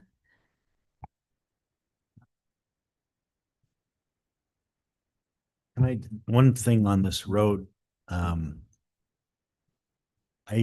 don't think it's very likely that by the time they do phase 3, that they're not going to want to access that road somewhere along there to let traffic in and out, let employees come in. And so, I mean, all the other developers, they had to develop their roads. I mean, and so by doing this, we're just kind of letting them off by not having to do anything. And then it's pretty likely they'll probably want to have access to use that road. Would you feel more comfortable if we asked them to develop to the end of phase 1, the road? So we wouldn't be asking for the whole road. I know they phase 1 lined the land, but if we went all the way to where their phase 1 ends, that, I mean, that's just how it goes is yeah. developers, develop the road along their property, what they want to develop. Yeah, can I address your question? Sure. So, yes, if phase 3, if we come along on phase 3 and we realize, hey, the way we've got to design this, we're going to use 10th West. We're going to go in, we're going to connect into 10th West. There's nothing in this agreement that prohibits the city from requiring us to pay if we actually use the road. So the way it's drafted right now is to just say, we want 10th West to line like this. We're not going to build it right now because we don't need it for our project. It's not considered a project improvement. It's a regional, but Right. If a future phase says, yeah, we actually do need that. Sorry, city, we're going to connect in 10th West. That's us. Then yeah, we'll pay our proportionate share of that roadway. So I don't see that in the agreement here anywhere. So, and if things aren't written down and recorded, you guys will just tick into it and go about your merry way. So that's what I'm kind of concerned about. And I'm happy if we want to condition your approval on adding that more expressly in here. So there's an entire section in here on section 6, which outlines public infrastructure that is necessary for the project. And we're making it as clear as we possibly can that Shriver is going to be responsible for all public infrastructure that's necessary for our project. Anything that's a system or is just to benefit others, we would pay our share of, but we won't pay it the whole thing. So it's a fairly lengthy section, but that's the summary of it. And so 7.3 just says up front, we're not going to be obligated at the very last section, the very last sentence there, just makes a note that nothing in section 7.3 obligates the developer to pay for design, construct 10th West. And so we just want to say by dedicating 7.3 or by rerouting it, we don't want to commit to being on the hook for paying for 10th West, but it doesn't mean that if we don't use it and it's not a benefit to our project, that in section 6 kicks in and it becomes a project improvement that we're paying our share of. Hope that helps alleviate the concern. And if we need to make that more express in the agreement, I mean, that's a reiteration of what the Utah Land Use Development Management Act says. So if we want to tie it out to that, or we want to make it more express in here, we have no problem with that. So Councilmember Has our Otmore. attorney talked to you about that at all? Yeah, we've looked at this. Essentially, there's this really particular piece of wording in here that talks about applicable law. Let's see, upsizing public infrastructure. Section 6.3, it says developer shall not be required to increase the size or scope of any public infrastructure beyond the size or capacity necessary for the master development's use as determined by applicable law. So that was a phrase that we really wanted in there, because what that boils down to is when Shriver submits their site plan, we're going to go through a pretty in-depth review process, right? They'll be to submit calculations for the fire flow to make sure that they have the fire suppression right for their building. They'll be required to do, modeling for the sewer, for the stormwater, to prove they can handle things. The other thing we're going to be requiring is traffic studies. And so what the applicable law provision does is it allows us to come in and say, hey, your traffic study says that you're going to have to, we'll use a really hyperbolic example. Don't freak out, friends. The traffic study, you have to double the size of that road and build a roundabout. in theory, what this applicable law section says is, hey, this study based on the traffic that we are bringing to your roads, it says we need to do these things. We're going to build that for you. And so, yeah, the attorney and I, we fought really hard to get that provision put in there because that was the whole fight. And that's why I had that section originally as a benefit to the city. Because originally Schreiber was like, I don't know if we can do that. But we said, no, this is really important for us because we don't want the city to be the holdup for your project if it turns out that your facilities cause a huge burden on our infrastructure. And so that's why we've put in here, based on the approvals and this required studies and the applicable law, that's what they'll have to do. So if it says they're going to need another access point for fire safety, guess what? They get to hook on to 10th and they get to do their improvements for a limited portion of that based on their proportionality and their use and the need for that phase of the project. And I think as I'm looking at paragraph 6.2 that says similar thing that the developer still has an obligation to construct public infrastructure as identified in 6.11 and 6.12. And that's, I think, what we were talking about here and referring to that. Because yeah, I'm kind of with Gerald thinking, if I'm one of, remind me, partners, your employees' partners, if I'm working or if I live in Smithfield or someplace north, I'm gonna go, hey, you guys got to give us an access from the north side because I'm tired of driving all the way down the stinking highway and turning at the light and getting stuck behind of all of our trucks trying to get in and out of there. I want access to a parking lot, on the north side. So, 15 years down the road, I could see any number of things happening. And what I see here and what you've referred to and Mark has addressed, and I've have to hope that our legal counsel is engaged enough in this that this, what I'm seeing here, protects the city, and it would address your concern, Gerald.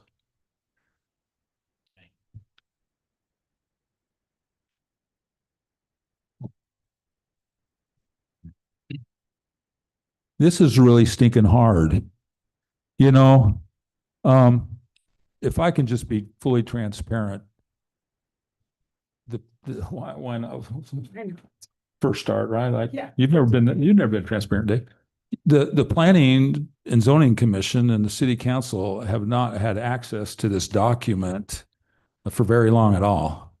In fact, P&Z, I mean, they may have had it the day prior to their meeting and having to figure this thing out. And there's all this legalese, and I'm having to go to Google to figure out what was it, trolling or tolling?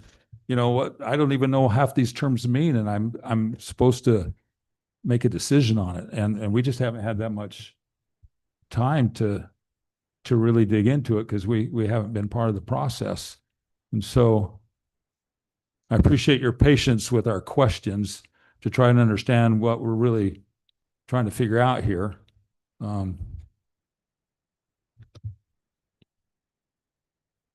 Because I respect the comments that we've heard from the public on both sides tonight. And whatever decisions made tonight is either way is going to impact Hyde Park City forever. I mean, this is not an easy, simple thing, and we haven't been given much time or help. I mean, we're trying to do the best we can to figure this out and make the right decision. So thank you for your patience in our questions and such here, and maybe our lack of knowledge, but we're just trying to figure out what's right for, I think, the residents in the city forever and ever, and also try to figure out, what this partnership looks like, if we go this direction. And I, like others have said, have no reason to not think that this wouldn't be a great partnership. So I want to state that also. But my first priority is to the residents who elected me to sit up here. And so that's what I've got to consider first and foremost. Other thoughts or concerns? Questions?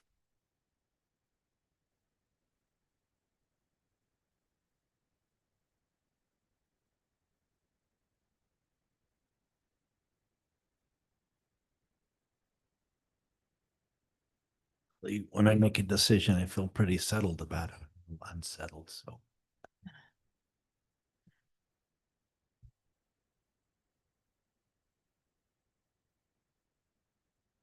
The sticking point for me is still the The road. road.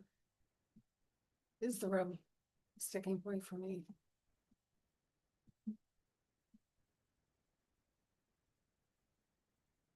Just how it lays out, how it, Well, right, because not only is it not 10th West, but it's not even 9th West, it's 870 West maybe.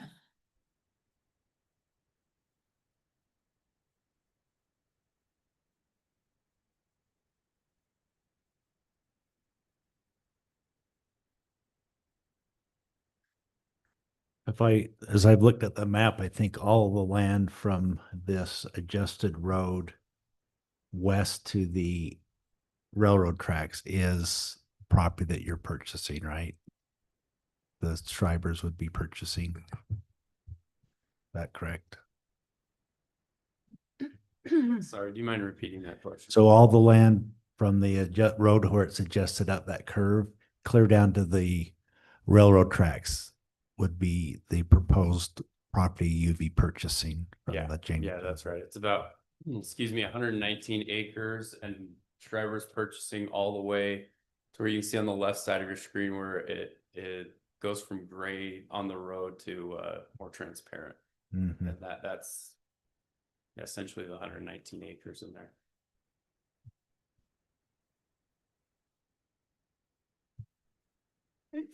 Do we have any idea what the projection is for traffic on that road in the future? Oh, I don't have that information. I'm Okay. sorry.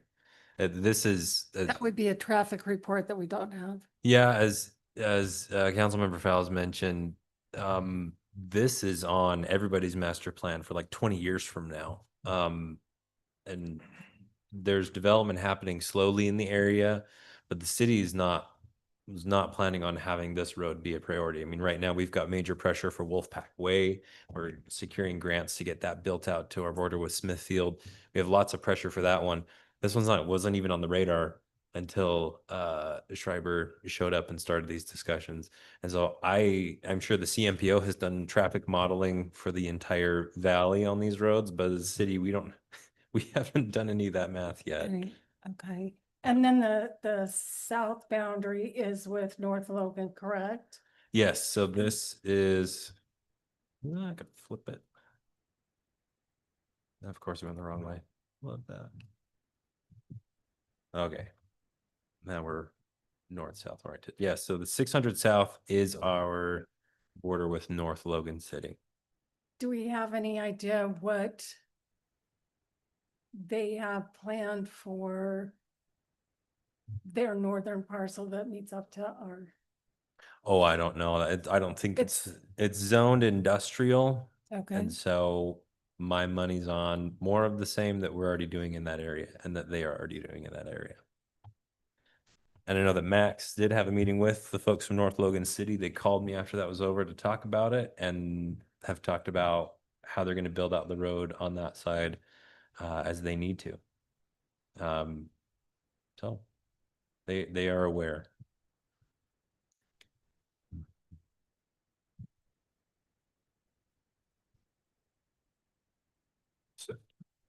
Mayor, Quick question on the road again. Is anything gonna be done? You're gonna give us the land for the road, correct? 100%, not just part halfway or whatever, right? Yeah, On the map. what you see there in gray is what we would dedicate, is what Schreiber would dedicate. So there is a section that would only be. Right, there's a section that's a half road. Where it butts up against the other properties there. That section would only have. That would just be, okay, so that's my point, okay. Yeah. So that means the owner or whoever has that property would be responsible for half of building that road. That's correct. You're giving us it, and yet we're going to tell them that they've got to build the road. You're giving us half the land. That's correct. for that section, right? Yeah, and the other half would then be, exacted from that developer or that property owner. So that they can connect onto a public roadway. Why can't you make it, the whole road there, give us that so that it makes it cleaner? We don't have to worry about the property owners at this point in time. Later, that would be an asset for us too. To not, an asset, so you don't have to ask them for a half, is that what you're saying? Correct. Just wanna make sure I Or not understand. ask them, but pay them for Right. that somehow or another, right? Oh, They, yeah. they just don't give us, Yeah, so so, under Utah law, you can require that as a condition of their development, that they give you the half road and build it. And because they're gonna use it. right. But- It's a project. But we don't get it for free. Well, I think We what you're get it for thinking free. of is if the city, like with Wolfpack Way, where there's not active land use applications and there's not an opportunity to exact that property, at that point, the city would have to compensate those people. Okay. So for whatever reason, the city decided, hey, we want to build 10th West way sooner than our developer friends are ready on the other side, we would be going to those people at that point and compensating them for that right of way. But if we wait until they are ready to develop, that's an opportunity for the city to exact that from those parties. That's well If- said, thank you. Yeah, if we wait for them to. Yeah, which is another Yeah, reason why we want yeah. 7.3 modified, Right. because like I said, this is on the 2040 plan. We're Yeah. not thinking about building this road anytime soon. So we would rather have the development come, fund these portions of the road. And at that point, the city can go out and hunt for grants, or do other things to get the rest of the road built out.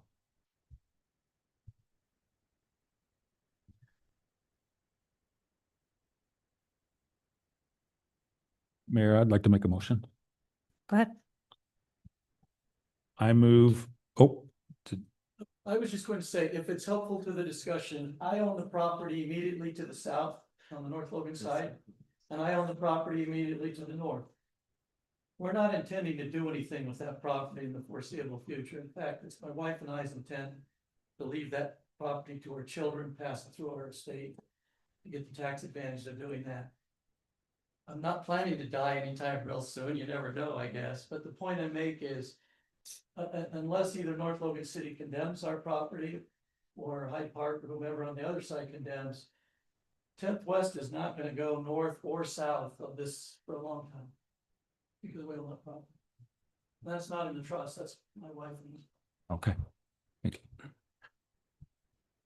Go ahead, Dave.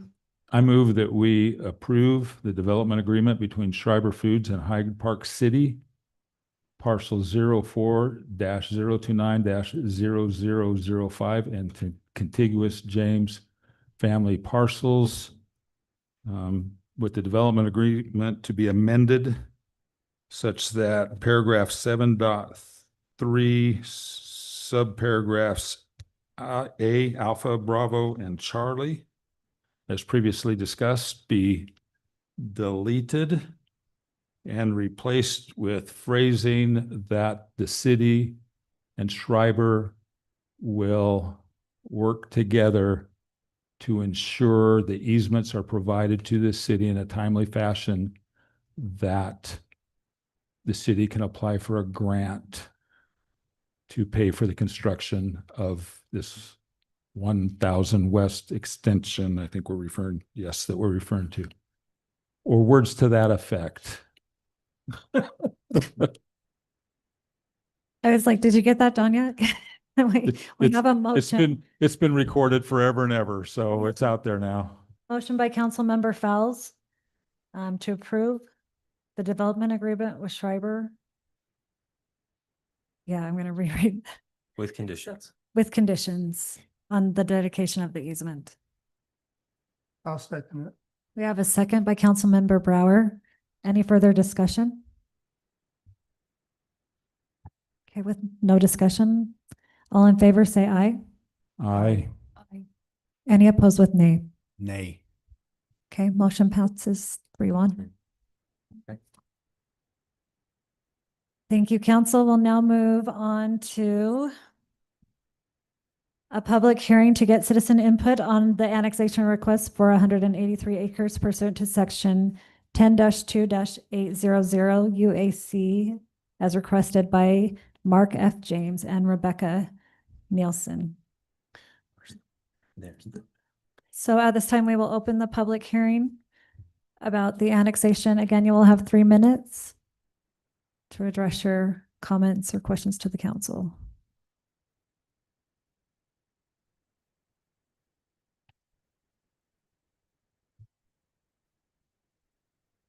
Okay. Having no public comment, we will close the public hearing. And we will now move on to consider ordinance 2026-07, an ordinance annexing 183 acres pursuant to section 10-2-800 UAC as requested by Mark F. James and Rebecca Nielsen.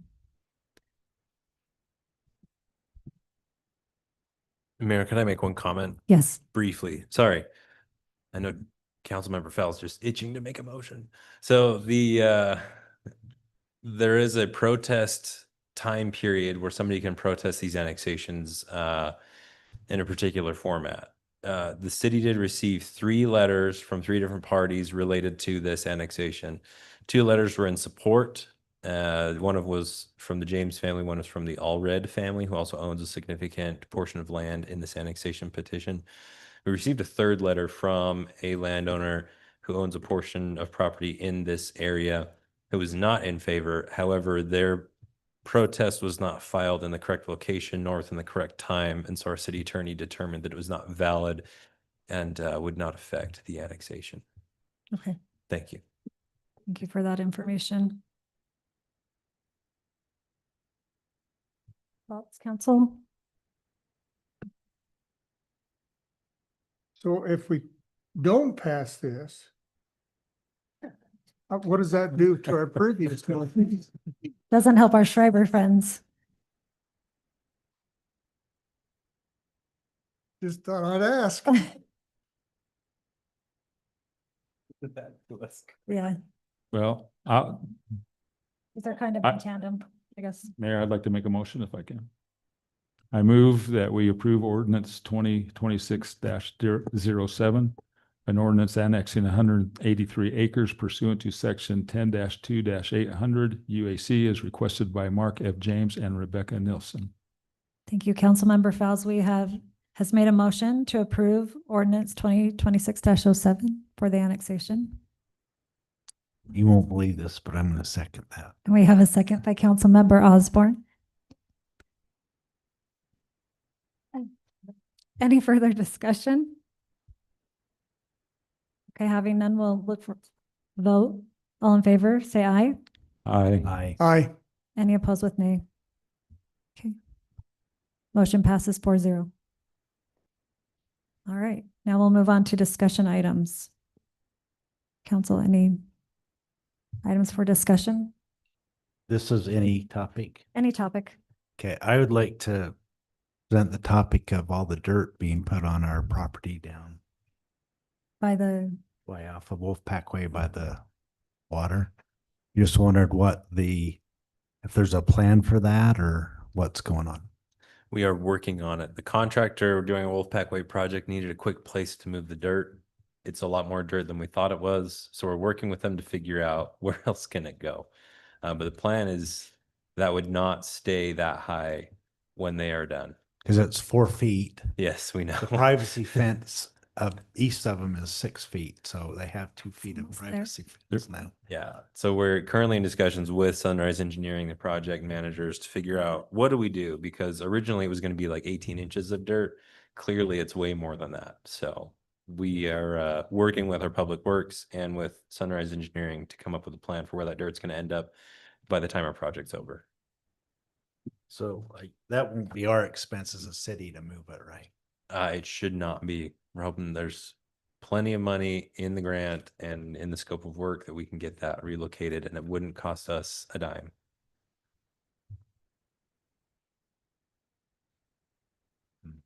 Okay. Okay. Just curious on the timeline for the well house and mine.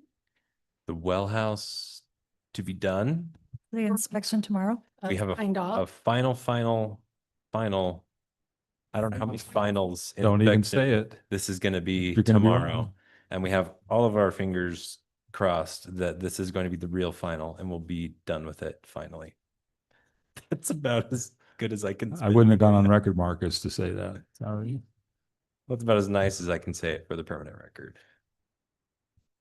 May I ask too, we, in the contract, we set up some provisions that if they were late, there would be consequences. Correct.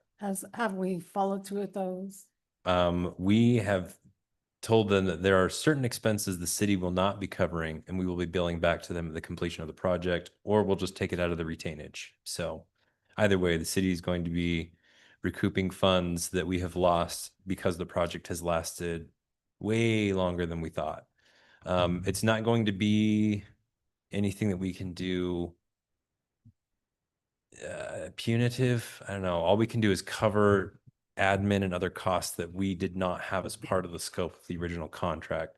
So at this point, all we really have legal grounds for is to cover the costs that we've incurred. We wouldn't be Not getting any pay- sort of damages or any sort of additional compensation based on other factors. Okay. So you'll let us know if we need to cue the confetti and. Yeah, we sure hope that we're going to have good news for you after tomorrow. Any further discussion? I have a quick reminder. Our tax increase hearing is tomorrow, Okay. and it will be a very short meeting, hopefully. As far as procedure goes, there's nothing else on the agenda except for the tax increase hearing. So if anybody tonight has comments or concerns about what happened at the meeting and you want to come back tomorrow and talk about it, unfortunately, we're not going to have an open comment portion. It's just going to be the hearing for our tax increase. There will be a public hearing portion. There will be a public hearing related to the tax increase. We're not going to have the general public input that we have at most of our council meetings. By state code, there's a very strict list of things we have to follow in order to comply with some new laws related to that. So tomorrow will be a regular council meeting, but the only thing that we'll be discussing is the potential tax increase and the city budget. But it may not necessarily be a short meeting. It'll be as short as the public It's a comment very makes. short agenda. The short agenda. Who knows how long it'll take? We don't know how long it will take. It will take as long as the public needs it to take. Yes. Yeah, I'll make a motion that we close this meeting. Okay, we have a motion to adjourn by Councilmember Allred I'll second it. and a second by Councilmember Fowles. All in favor, say aye. All right.